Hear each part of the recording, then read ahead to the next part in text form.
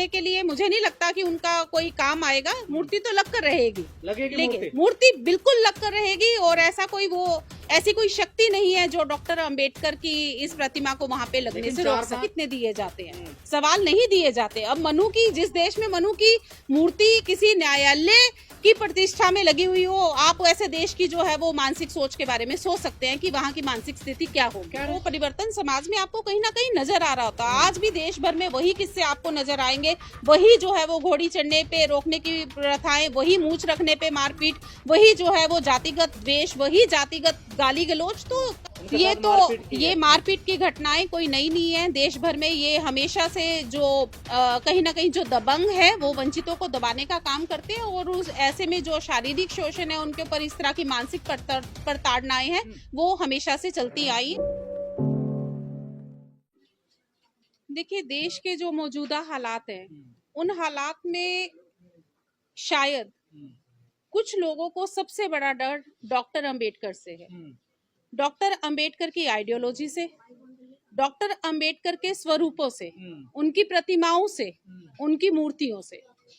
क्योंकि जब बहुजन समाज डॉक्टर अंबेडकर को देखता है, किसी भी उनके विचार को सुनता है, तो एक अलग तरह का जोश उसके विचारों में कहीं ना कहीं आता है। उसके विचारों को परिवर्तित करता है, उसकी जीवन शैली को परिवर्तित करता है, उनको सोचने के लिए मजबूर करता है कि जिन डॉक्टर अंबेडकर ने अपना पूरा जीवन समर्पित कर दिया शोषितों, वंचितों, महिलाओं को उनके विभिन्न जो अधिकार है उन्हें दिलाने में, तो उन्हें क्यों ना उन्हीं की शिक्षाओं पे चलना चाहिए। तो मुझे लगता है ये जो डर है वो डर कहीं ना कहीं इस सब विद्रोह का एक कारण है।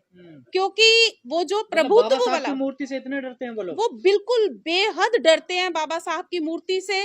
वो उनका जो डर है वो डर जायज भी है, क्योंकि जितना ज्यादा ये विद्रोही स्वर उभर रहे हैं, मुझे लगता है कि बहुजनों में, वंचितों में उतना ही उनका भी जो स्तर है वो भी बढ़ता चला जा रहा है। उनका सोचने का, समझने का, समाज में वापस आने का, पे बैक टू सोसाइटी का जो कंसेप्ट है वो धीरे धीरे करके आ रहा है। अब आप खुद भी देखिए ना कि मेरे जैसा प्रोफेसर शायद जो अपने घर तक सीमित रह सकती थी एक महिला के रूप में, लेकिन वो क्यों आज जो है वो सबके बीच आकर खड़ी है, उसका कारण जो है वो डॉक्टर अंबेडकर है। में बाबा साहब की मूर्ति लग सकती है तो ग्वालियर हाई कोर्ट के खंडपीठ में क्यों नहीं लग सकती है? जब वहाँ की कोर्ट परिसर में लग रही है, कोर्ट ने परमिशन दे दी है, पीडब्ल्यूडी वहाँ पर काम करवा रहा, तो फिर मिश्रा जी को क्या दिक्कत हो रही है, पाठक जी को क्या दिक्कत हो रही है उससे? देखिए, जितना कम किया जा सके, ऐसे तो देश भर में लाखों करोड़ों संस्थाएं हैं जो SC ST ऑर्गेनाइजेशंस के भले के लिए जिनका कहीं ना कहीं उनका विकास हुआ है, या आप कहिए कि वो बनी है इस काम के लिए। देश भर में करोड़ों अरबों बाबा साहब की प्रतिमाएं हैं, लेकिन एक नई प्रतिमा को देखते मुझे तो लगता है कि शायद जो है वो उनका फिर दोबारा से वो पुनर्जीवित हो जाते हैं, उनके वही वाले स्वर कहीं ना कहीं उनके बीच में, कि जितना हो सके बाबा साहब को उतना रोका जाए। ग्वालियर में जातिवाद है क्या? ये ग्वालियर में हर जगह, देश में कहाँ जातिवाद नहीं है? देश में हर जगह जातिवाद है, लेकिन ग्वालियर में एक 3% पॉपुलेशन, जिस कोर्ट में केवल 3% प्रतिनिधित्व एक विशिष्ट जाति का है, तो वहां पे भी वो 3% इतना हावी होने की कोशिश कर रहा है कि मूर्ति जो है वो रोके। देखिए मूर्ति बाहर खड़ी है फिलहाल में तो देखिए इस मूर्ति को लगने से रोकने के लिए मुझे नहीं लगता कि उनका कोई काम आएगा। मूर्ति तो लग कर रहेगी, लेकिन मूर्ति बिल्कुल लग कर रहेगी, और ऐसी कोई शक्ति नहीं है जो डॉक्टर अंबेडकर की इस प्रतिमा को वहां पे लगने से रोक सके। 4-5 दिन से देखिए वहाँ बवाल हो रहा है, मूर्ति कोर्ट के बाहर खड़ी हुई है लेकिन लगने नहीं दे रहे, वो सफल हो रहे हैं। देखिए वो तो अंततः तो डॉक्टर अंबेडकर की मूर्ति वहां पे स्थापित होगी।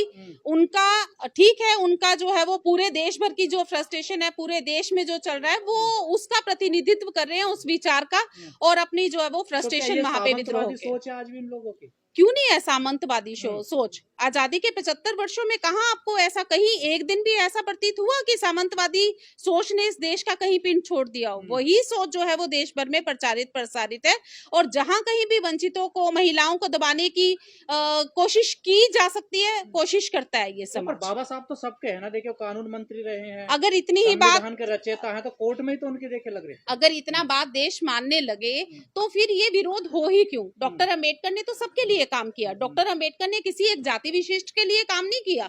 उन्होंने संविधान लिखा, उन्होंने तो पूरे देश के लिए संविधान लिखा। उन्होंने सभी वर्गों की, सभी धर्मों की, सभी जातियों की महिलाओं को उनके अधिकार दिलाने के लिए काम किया। और ऐसे में एक किसी खास जाति की महिला ये कहे कि बाबा साहब ने हमारे लिए काम किया, तो ये तो ठीक नहीं रहेगा ना। तो डॉक्टर अंबेडकर तो पूरे देश के अंबेडकर हैं, संविधान पूरे देश का संविधान है। हाँ, ये एक अलग बात है कि कुछ लोगों को शायद गलतफहमी है कि उनको कोई दूसरा संविधान, कोई पुरानी कोई स्मृति जो है वो उनको चलाने का काम कर रही है। जयपुर हाई कोर्ट में मनु की मूर्ति लगी हुई है, उससे तो कोई सवाल नहीं खड़े करता। देखिए उन पर सवाल करने वाला तो हमारा वर्ग है ना, हम सवाल करते हैं, लेकिन बात तो है कि उन सवालों के जवाब कितने दिए जाते हैं। सवाल नहीं दिए जाते। अब मनु की, जिस देश में मनु की मूर्ति किसी न्यायालय की प्रतिष्ठा में लगी हुई हो, आप ऐसे देश की जो है वो मानसिक सोच के बारे में सोच सकते हैं कि वहाँ की मानसिक स्थिति क्या होगी। कह रहे हैं गैर कानूनी है ये, यहाँ ये प्राइवेट प्रॉपर्टी नहीं है किसी की, ये सरकारी प्रॉपर्टी है, यहाँ क्यों लगा रहे हैं? तो फिर हर जगह से अगर ऐसा होता तो और जो कोर्ट है और जो सर्वोच्च न्यायालय है वहां पे बाबा साहब की प्रतिमाएं लगी हैं, तो क्या वो भी जस्टिस नहीं है? क्या वो भी संविधान के खिलाफ थी? क्या वो भी कॉन्स्टिट्यूशनल नहीं है? सवाल तो फिर ये भी बनता है कि पुराने जहाँ पे भी बाबा साहब की मूर्तियां स्थापित की गई है तो वो कैसे अनकॉन्स्टिट्यूशनल काम हुआ है?